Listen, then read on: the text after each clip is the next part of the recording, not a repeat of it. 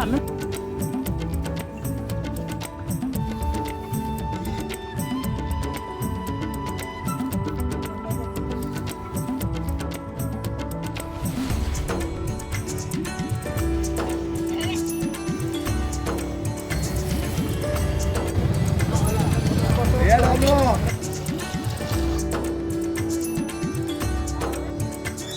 पति बेहेरा आम गाँ ना शिवनारायणपुर आमे चाष करुचु आसिकी फुलकोबी बंधाकोबी उलकोबी बीम ए सब आम चाष करुचु आम बंधु बांधव ये सब आम छुआ पिला नहीं चाष बंचुचु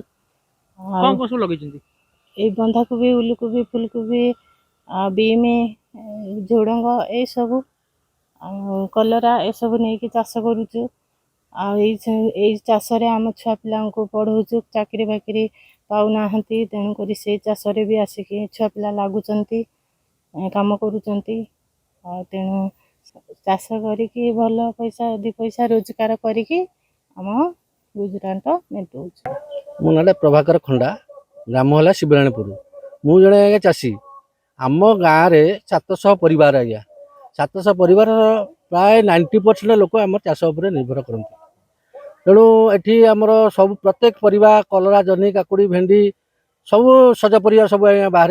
सब आम छेनापति मार्केट की नौ से दी पैसा भी इनकम करूँ तेणु एठी गोटे कथा हूँ कौन कि आम गाँव भल पिला पाठ पढ़ी पाठ पढ़ले कौन है चाकरी ना तेणु ये आम से पिला आसी निज जमीन खटी लक्षाधिक टका इनकम कर निजर परिवार भरण पोषण कर तेणु ये आम सरकार जो अच्छा विगत दिन सरकार गोटे तुल भंडार कर आम बारंबार कहला भी किसी करें ना एवं जो आम केन्दुझर जिलार मुख्यमंत्री अच्छा श्रीयुक्त मोहन चरण माझी अनुरोध करुचु से जदि गोटे ब्लॉक स्तरीय गोटे शीतल भंडार करते आम गाँ सहित आखपाख गाँव चाषी बहुत उपकृत होते। मो ना कालंद बेहरा घर शिवनारायणपुर आम चाष उपर आम बहुत निर्भर करे आमर मुख्यमंत्री आम